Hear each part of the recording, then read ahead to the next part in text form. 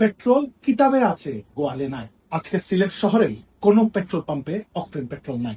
রাষ্ট্রীয় পর্যায়ে পর্যাপ্ত মজুদ রয়েছে, কিন্তু ভোক্তা পর্যায়ে সরবরাহ বন্ধ করে দেওয়া হচ্ছে। কি জন্য বন্ধ করে দেওয়া হচ্ছে?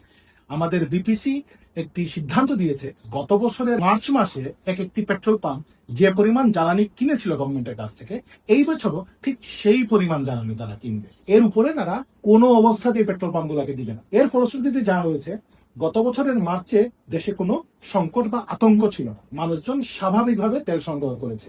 এই বছরের মার্চে আতঙ্ক থাকায় মানুষজন প্রয়োজনের অতিরিক্ত তেল সংগ্রহ করেছে। বিধায় বাংলাদেশের প্রায় প্রত্যেকটি পাম্পের যে নির্ধারিত কোটা বা সীমা 25 তারিখের আগেই শেষ হয়ে গিয়েছে। এরপরে আমরা আর কেউ তেল উত্তোলন করতে পারছি না। গতকালকে আমি ডিসি সাহেবকে আমরা চিঠি দিয়েছি, আমরা প্রশাসনের অন্যান্য দপ্তরকে জানিয়েছি যে আগামী দিন থেকে যে আমাদের তেল থাকবে না, আপনারা ব্যবস্থা করেন। কিন্তু ওনারা নিরুপায়।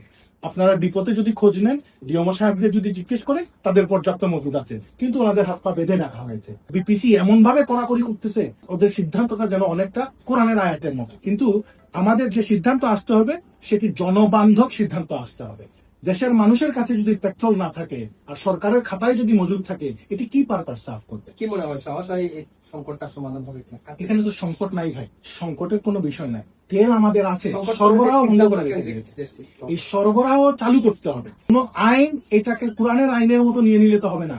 জনগণের জন্য যদি তেল প্রয়োজন হয়, এটি প্রয়োজনীয় ভাবে সরবরাহ করতে হবে। ওনাদের বক্তব্য 1 তারিখ আসলে তেল পাবেন। এখন 1 তারিখ আসলে তেল তুলবো আমরা, তুললে মানুষজন তেল পাবে।